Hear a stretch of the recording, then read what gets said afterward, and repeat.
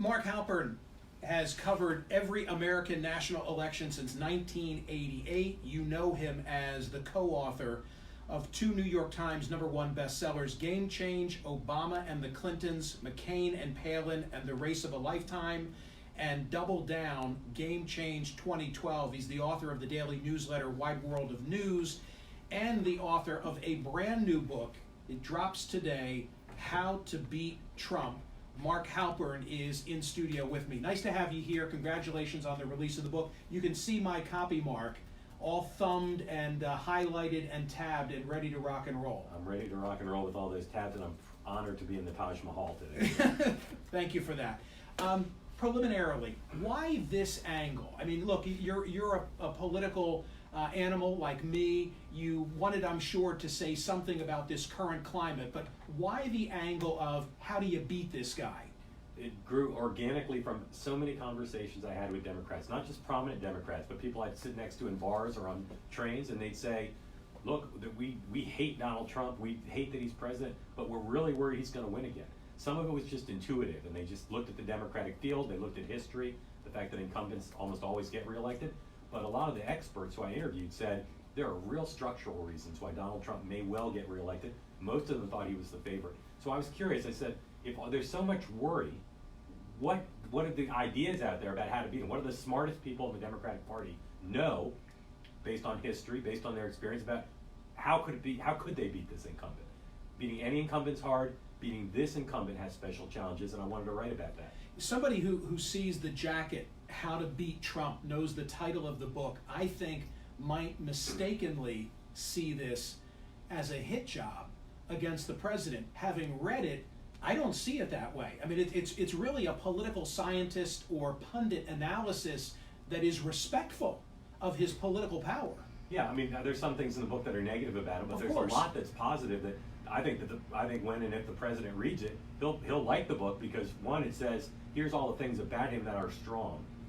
Here's about the things about him that the media underestimate and the Democrats underestimate, and here's how worried Democrats are about between now and next November.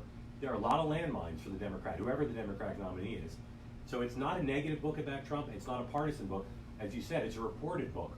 What do the smartest Democrats think need to be done if they're going to have a chance to win? So what did you then do? Because I know from having read it and also just from a summary in front of me that you approached more than 75 strategists. These are the biggest names in the business on the Democratic side of the aisle. Jill Albert, David Axelrod, Bob Bauer, Donna Brazil, James Carville, Tad Devine, Anita Dunn, Karen Dunn, Adrian Elrod, Ben LeBolt, Jeff Link, Jim Margolis, Mike McCurry, Mark Mellman, Amanda Renteria, John Sasso, Kathleen Sebelius, Bob Shrum, Ginny Terzano, and David Wilhelm. Did you ask of each of them the same set questions? I'm just trying to understand process before I get into it. Some people have expertise, right? So I wouldn't ask a media strategist necessarily about what to do about the convention. Well, I would ask them about the convention, but I'd ask people in the area of specialty. But the general question was, what do you think are the challenges of running against this guy, and how would you try to address them? And I approached the smartest people I knew. Almost everybody I asked for an interview agreed to do it. Some of the people I interviewed didn't do it on the record, because mostly they were people working for current presidential campaigns. So if they're working for Bernie Sanders, they're working for Kamala Harris, they didn't want to be on the record talking about this election. But a lot of people are on the record, and again, they all, almost to a person, said, this is going to be hard. We shouldn't be under any illusion. And so the question I asked them is, okay, here's a hard challenge, beating Donald Trump. What are your ideas for beating him? Who was Paul Tully, and what relevance does that have to this election? You know, Paul Tully, if you're old like us, you know who he is. He was one of the leading political operators in the Democratic Party from the late 60s through 1992. And in 1991, he was the political director of the Democratic National Committee. 1992, almost 30 years ago, is the last time an incumbent president was beaten. And Paul Tully and Ron Brown, who was chairman of the Democratic National Committee, got together and said, we need to make sure that whoever our nominee is ready to win a general election. Because the paradox of running for the nomination is you can only focus, for the most part, on the nomination. Somebody has to be thinking about the general election, because whether you're the nominee, de facto nominee, in the spring or not till the summer, as soon as you get that slot, you got to start thinking, how are we going to beat the incumbent? What Paul Tully did for Bill Clinton was he spent the spring and summer and fall and winter from 1991 into 1992 getting ready for whoever the nominee was going to be. And Bill Clinton and the other candidates had agreed secretly at a private meeting at Pamela Harriman's estate in Virginia, said, whichever one of us wins, we're going to take the Democratic Party's plan, and we're going to use that to try to win a general election. The Democratic Party can't do that under the current laws. But the point of the story, the point of Paul Tully is, you have to be thinking about the general election now. That is the main message of this book that I got from these strategists. If you're Elizabeth Warren and all you're thinking about is Iowa, New Hampshire, and caucus goers, you'll never win. You've got to be thinking about swing voters in Wisconsin, swing voters in Pennsylvania today, and it's a real challenge. Do you see signs that, Mayor Pete or that Bernie Sanders right now are looking forward, not having won the nomination? As I reported the book over several months, people got more pessimistic because they saw no signs that any of these candidates are doing the things in terms of messaging, practical planning, travel schedule. They're really worried that none of these candidates are thinking about the general election. And to compound the problem, this is a very competitive race with a field that most people look at as weak overall. You may not have a de facto nominee until the convention. You may have a de facto nominee in the spring, but they're extremely weak and they're vulnerable to being attacked. And none of these people right now are doing what the president's doing, which is targeting general election voters on Facebook through his travel, through his messaging. For the benefit of those who are watching, we're doing Facebook Live right now. I neglected to mention that at the outset, but they can see that in my copy of your new book, I've tabbed things that I wanted to raise as talking points for you. So I'll go through them. I'll pitch some of the things that you have written, and then hopefully you can amplify. Yep.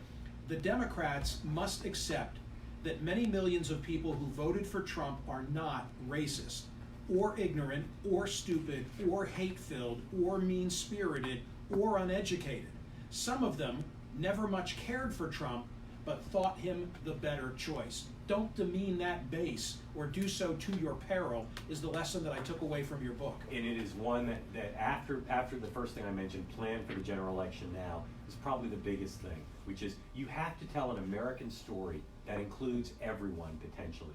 If you tell an American story that treats Trump voters like they're dirt, you will not win.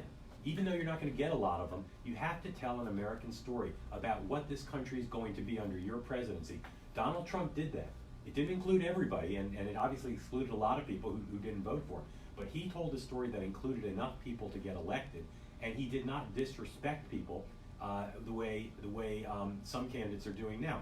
He behaved in a way that alienated a lot of people, but he told a broad story about the future of America.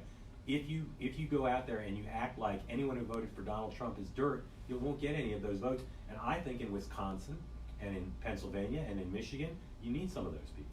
I've made the point to any number of Trump detractors who've called my radio program that getting rid of Donald Trump, either through impeachment or at the ballot box in 2020, is not going to end those forces, those conditions that gave rise to Donald Trump. In the book, you say this: the strategists believe that the environment in which Donald Trump got elected is still very much in place. Explain. This is a long-term thing that got really supercharged after the financial crisis in 2008. People in this country are scared. They're scared of the status quo. They distrust Washington.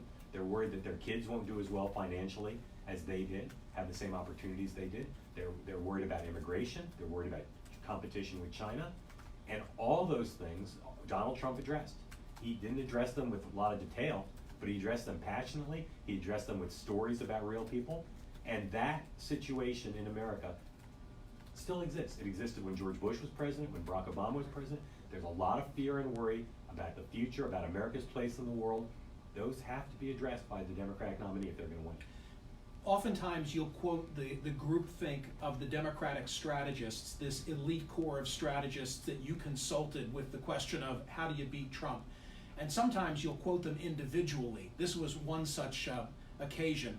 Barack Obama's chief strategist, David Axelrod, says, the most compelling, broad-based argument is to run against the sheer sense of exhaustion that Trump has created, the daily barrage of tweets and tantrums, the nasty, gratuitous fights and unremitting divisiveness, the constant sense of chaos that stands in the way of progress. We know it will not change. Can America stand 4 more years of that? Let me say 2 things about the people I talked to and then address that particular quote. Number one, I didn't just interview establishment people. I interviewed people across the spectrum, some conservative, some more liberal. I interviewed people who were long-standing part of the establishment of the Democratic Party, consultant elite, and some people who were much newer to the scene. There was a ton of agreement. The quote you cited is from David Axelrod is a minority view in one of the few areas of broad disagreement. David Axelrod's view is basically run against Trump the way Hillary Clinton did. He's a horrible man. He's a bad example for our children. The tweets are horrible. His whole way of being is horrible. It's beneath the dignity of the office. That's a minority view. The majority view, in terms of the main message that these people thought, the people I talked to thought required to be Trump, is his policies are bad for the country. And they're bad for the very people who supported him. So what most of them argued for is real people. You often see real people used at the convention, etc.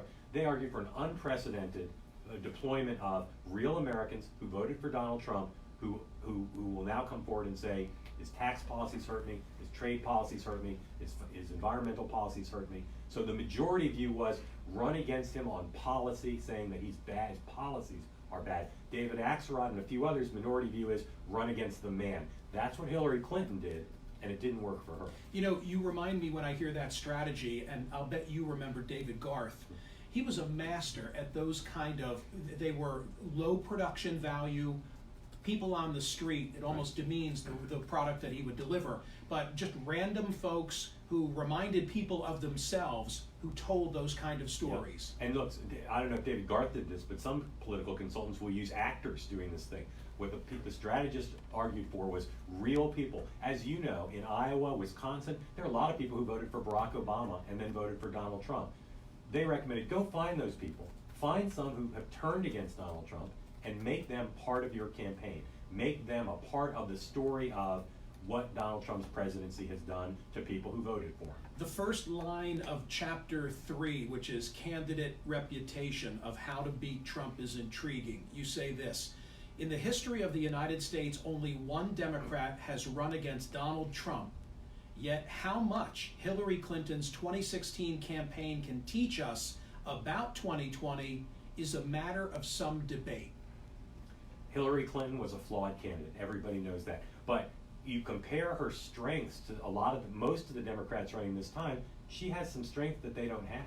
She had the ability to build a battleship, a national organization, well-funded, well-staffed.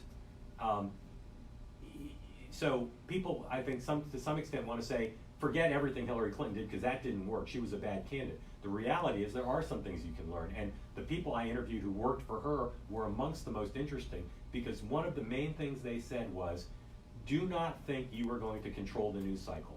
That's what you do in a normal campaign, right? You wake up in the morning and say, we're going to run our message today and we're going to try to outmaneuver the other side. They say, not only does Trump dominate the news, Trump is the news. And you have to accept that. It's unlike any race any of these people have ever run before. You can learn that from Hillary Clinton because she tried to run it the old way and it didn't work. What do they regret? The Clinton strategists with whom you spoke, if they had it to do over again, what do they think they did wrong? Well, they would have their candidate not call Trump supporters deplorable. That's right. One thing. They tried to dominate the news cycle. They tried to run traditionally the old way of saying we're going to run our message, rather than saying Trump's going to dominate. How do we adjust to that? And you can't be, as I quote Amanda Renteria, who was her political director. You can't, if you must confront him, and when you confront him, if you lose, you have to shake it off instantly.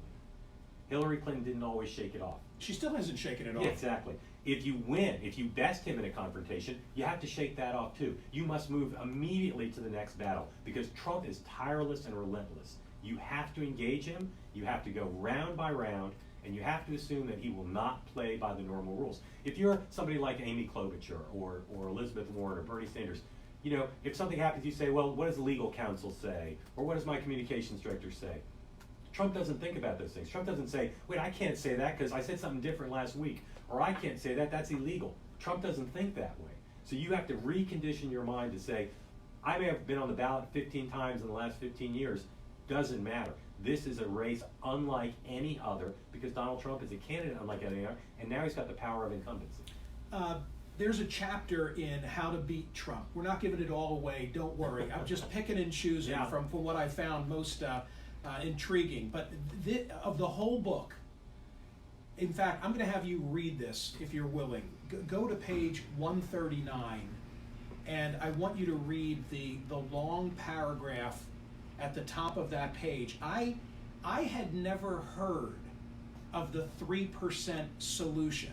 Yeah. This blew me away. So Mark Halperin, read the paragraph that begins the audacious scheme, if you would. Okay, this is one of the wild cards in this chapter. You want to set the stage with the chapter for wild cards? So there's 5 things that are wild cards that the strategist brought up that said, these are things that you got to think about. They may not matter at all. They may decide the race. Right. And so, for instance, voter suppression and voter intimidation may not matter at all, may decide the race. The Green Party may not matter at all, may decide the race.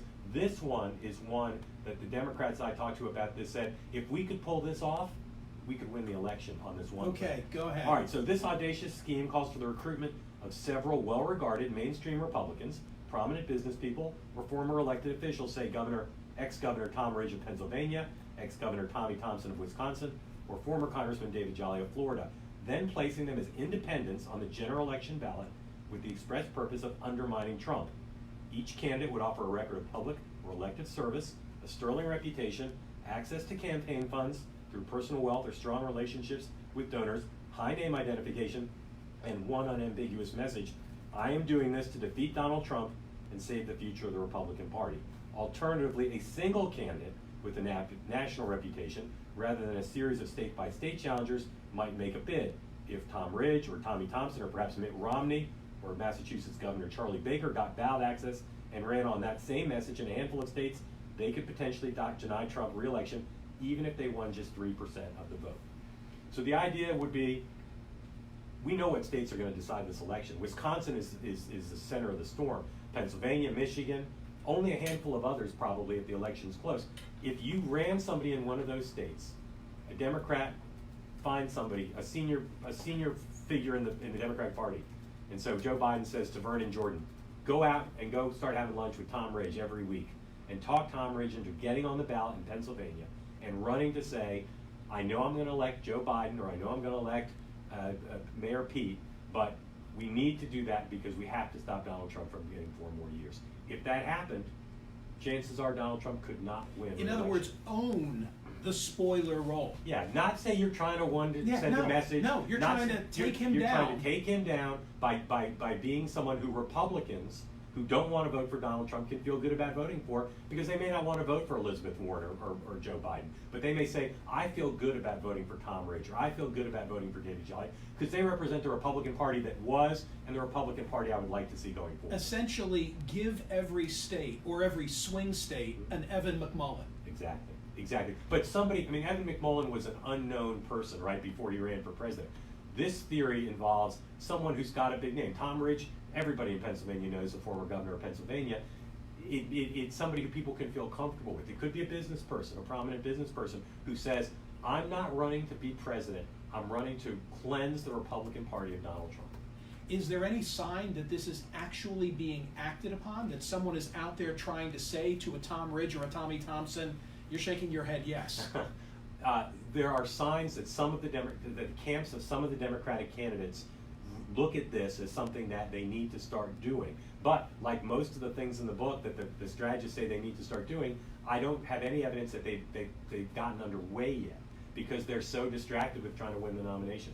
But they are thinking about it, and they are in some of the camps, the donors or the big supporters of some of these candidates are saying, okay, who could it be in Wisconsin? Who's on the list of somebody, of business people and politicians who could play that role, and then culling it down, who might be willing to play that role? When I read this part of the book, I thought to myself, it reminded me, could 2020 be a unique circumstance that pulls someone like W off the sidelines and decides, I can't sit it out, I can't play the traditional role of it's not my watch anymore. Right.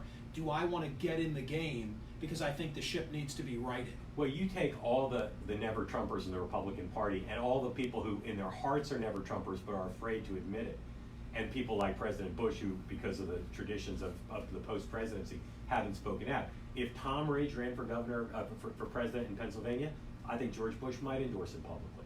And that would give other people the courage to maybe come out publicly and encourage people to vote for Ridge in the general election. And again, there's no mathematical way Trump could win Pennsylvania's electoral votes if Tom Ridge had that kind of support. You know, I think we've already proven the point that I said at the outset, which was that the book it's not a hit job on Donald Trump. It's a pundit or political scientist's assessment of his strengths and weaknesses and how, if at all, you can beat him at the ballot box. But something else that just popped into my head. If I'm Brad Parscale, I need to be reading this to understand the potential of what you regard as the 3% solution, so that I'm ready for it to the extent that I can be. Some of the greatest interest I've had over the last couple of weeks as people have been getting ready for the book is from people close to the president. Is that true? Who said, could I get an early copy because I want to see what the Democrats are thinking. A lot of that's a niche audience. A lot of Democratic voters who read Wide World of News and have been in touch with me say, I want to read the book even though it's about strategy, because I want to appraise the candidates. Which one of the Democratic candidates can pull this stuff off? Because electability is not just a kind of an abstract thing based on horse race polls, but who has the ability to do the things that are described in this book? Final question before we take a time out and say so long to friends at Facebook Live. Have people at the White House, I won't ask you to name them because I know you won't give me names. Have people at the White House asked for advance copies of How to Beat Trump? There are people at the White House who have advance copies of the book, just like you have an advance copy. Intriguing. Quick time out, then back with Mark Halperin. The book is How to Beat Trump. We'll include phone calls later. I've got more questions for Mark right after this.